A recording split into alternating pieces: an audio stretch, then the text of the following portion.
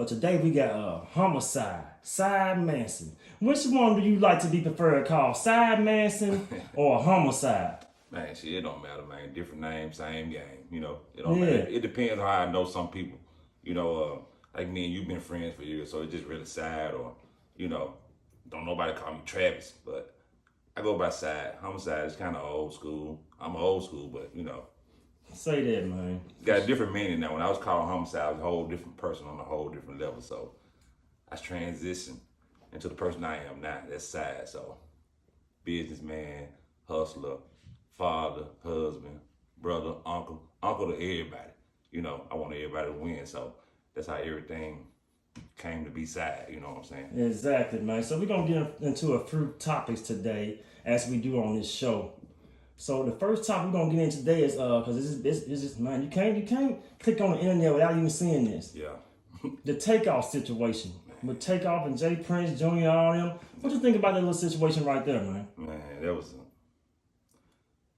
was an entertainment assassination, man. Coming from the streets and stuff like that. You come with somebody, you leave with them. So from my understanding, he came with Jazz. Probably should have left with Dude, because Jay Prince kind of junior, kind of cocky, but it's not earned cockiness, if that makes sense. Sometimes people born with a silver spoon, and they got the finances to, camouflage themselves to be something they're not. So, and they on some extortion shit, and I know it when I see it because I used to be that way. You know what I'm saying? So I hate that. That's unfortunate. I hated that. Everybody pull the cameras out and, film bro on the ground like that just to get some clout on social media and stuff, man. It's just the way of the world. You can't get mad at people like that. I seen some of the artists and, Gilly the Kid getting mad because people filming. Hey, man, they filmed George Floyd on the ground. So what the fuck you expect? Hey, man, it's just the way of the world. You can't get mad at people for thinking they can do certain things. They might be a come up to them, right? Just to get some clout online. You can't really judge people like that though. So It's just the way of the world, man. We living in wicked times, so that's what come with it. You know what I mean? So, right. So a little situation right there is crazy, man. No, also I think it's more crazy because I think it's gonna be a worse wedge in hip hop. Mm-hmm. You know what I'm saying? You got people. They might be an R&B artist from Atlanta. Right. You're going to be scared to go to Houston now. You see what I'm saying? Right. Or vice versa. Mm-hmm. So it's just, at the end of the day, it's just a bad look for black people because you don't see Justin Bieber somewhere, where he can jeopardize his life. Right. You know what I'm saying? And you can't tell a person what to do. But, really, I think a lot of times that you get a certain, level of success, you should just stay away from hood shit. You think that's only in black culture that they only telling the black rappers to check in, but not telling, like you said, like Justin Bieber or Justin Timberlake. Yeah. All Justins. They're not telling. They telling? You think they? No, I know they're not telling them to check in. They're not telling them that because if they told them that, they'd have been had a RICO charge because the motherfuckers gonna tell it. You know what I mean? And they gonna tell it and they gonna listen to them. So, they don't do that. So that's the killing part about it. You go somewhere, you gotta check in with somebody. For what? Man, y'all ain't doing Tekashi like that. Exactly. You know what I'm saying? Dude and see that's another thing too. When the motherfucker be on the extortion tip and you see that these artists got corny ass security, you can do that. Right. Versus somebody like Tekashi got motherfucker with earpieces on and shit. And they gonna exact totally different thing. They not gonna. First of all, he not gonna even be around no shit like that. You know what I'm saying? No, whether he had that scandal or not. You know what I'm saying? So I don't know, man. You just gotta be careful out here. You gotta spend your money on the right shit. I would rather spend my money on some top flight security than some fucking jewelry, dog. Cause if you get laid out of stretch, you had the same fucking jewelry on, it ain't gonna mean shit. Yes. Hey, so what do you think about this Charleston White? What do you think about Charleston White? I don't think nothing about Charleston White.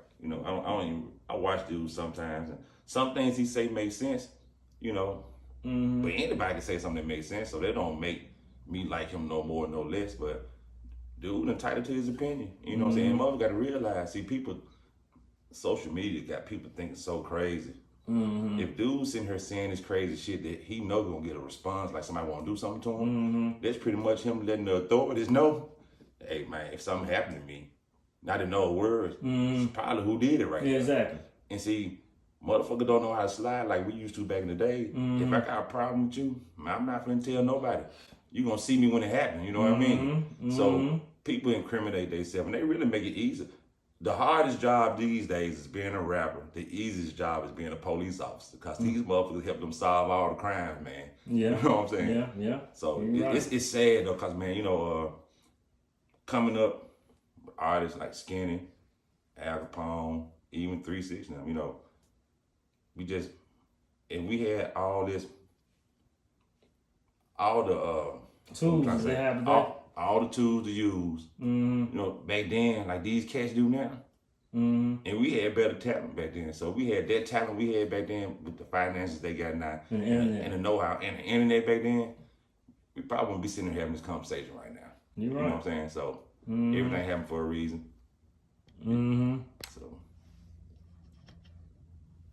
So we got another big topic going out here in around the world these days. The Kyrie Irving situation, man. What you think about the little situation with that, man? He apologized and everything, man. I don't think he just didn't say he's sorry. I think they wanted him to say he was sorry. So I don't know, man. It's just crazy. That's that massive mentality for him. They want him to do it like that.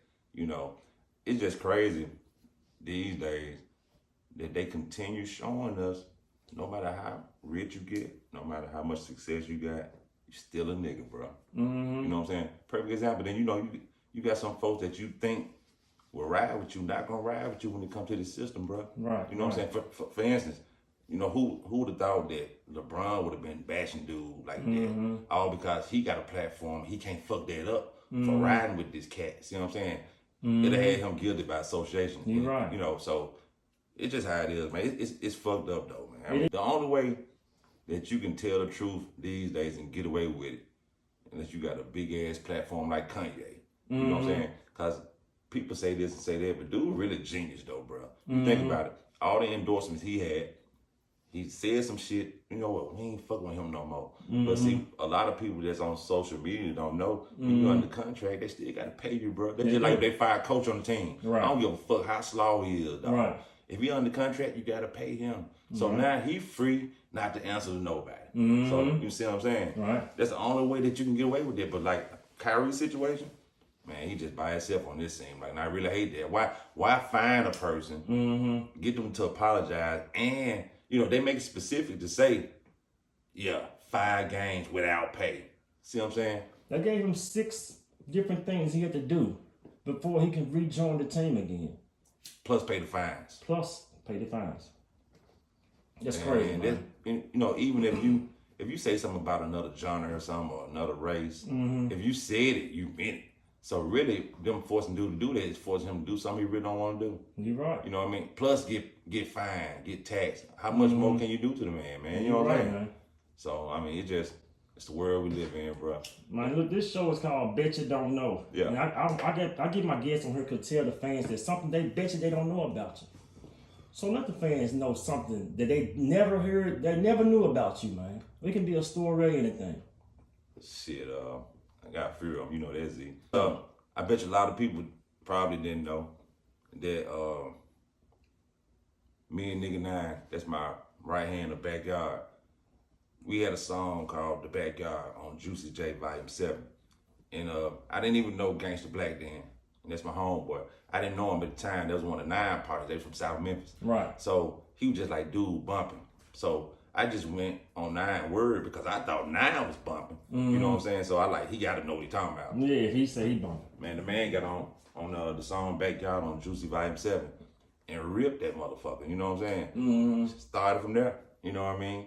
A lot of people didn't know that I'm the one that introduced Nick Scarfo to 3 6 Mafia. We from the same neighborhood. Everybody knew Nick. Nick was always a hustler. Nick wanted to invest in me at the time, you know what I mean? But at that time, I was savage, and like a lot of black men, I had too much pride and didn't want to accept my position, you see what I'm saying? So, but still, a lot of people don't know that I had hooked that up, and that's how they became what they are today. Say that, man. So, say that. People didn't know that. Now you know. So what's next for Homicide, man? What Homicide got going on these days? I got a lot of things going on, but a lot of things I got going on just really everyday life of being a father, husband, and just trying to stay alive. We stay in Memphis. You know, a lot of people on the outside looking in can just see the news and, you know, make your own decision of what you think about Memphis though. But when you got to live here every day and you live here every day and you make it through the day, you a survivor here. You know what I mean? So I'm a regular dude. I like to always encourage other folks to do better. Exactly. If I can, if it's something that they doing that I once did or trying to do and didn't succeed in, but I got more knowledge of it now. Yeah. So I try to tell them something. And, you know, I'm more like a third party cat. You know what I'm saying? You know, if you ain't got it, I can get it type shit. Exactly. You see what I'm saying? So then, you know, a lot of people see me and, you know, they look at the old me and look at how I used to be. So they make them judge me now, but I ain't that person no more. And I'm not saying that to get no clout online, you know what I mean? But when you a man though, and you have something to live for, like a family and your wife and stuff, it make you have a different perspective on life and about everything else. So everything else don't matter when it comes to a man doing what he have to do to take care of people that depend on. So, I see you out here making shirts and everything, man. Yeah. See, you got one on today. Yeah, it's my logo mofo. What's your t-shirt business called? Split personalities, and my brand is Loco Mofo, because everybody that know me for so long, motherfuckers been like, that nigga a crazy motherfucker. So, you know, I try to capitalize off this shit. I got better sense now, so crazy motherfucker, Loco Mofo. So now I do stuff, you know, I'm the type of person, I'm diverse. You know, I know what people want. So when you in business, you just can't go by what you like or what your homies like, because those are the main ones that's really not gonna support you. So you got to be diverse about everything, not even just about who you deal with. You got to be diverse on decisions that you make in life. Facts. And you know, a lot of young cats though, I'm proud of these young cats that's making the Memphis music now. But you know, you just can't live to have the money for some generational wealth for your kids. Don't just be, Facts, man. you know. Facts. It just seems like now, for you to get a lot of streams or a lot of people to deal with you, you got to get killed. That's the dumbest shit I heard in my life, bro. You know what I mean? So just be smart, and that's what I'm doing. I'm still learning. I'm not saying that I did a complete 360 to be this perfect person, you know, but things I got going on now is more for, you know, trying to have generational wealth for my family. So that's what I'm out here doing right now. But I'm still out here flying shit. You know what I'm saying? Man, You know, damn right. still flying shit. You know, I still, you know, dib and dab and this and that. Yeah, You know what I mean? You got a holiday songs, a couple songs. Yeah, you know, y'all check out I Don't Give a Fuck. Fuck with the boy Z-Dogg. Z-Dogg is a genius. Z-Dogg is underrated. He always have been underrated. I've been knowing this cat a long time, you know. And sometimes when you meet a person through a mutual friend, you have a better bond and relationship than the person you met them through. No offense to nobody, you know, but it's just, that's how it go. So a message that I can give everybody is just, man, stay alert, stay alive, and most definitely stay dangerous, man. Exactly, you know? man. Hey, look, I appreciate you coming on the show called Bet You Don't Know. Bet You Don't Know. And y'all already know. I bet you don't know. Westwood Bottom Boy.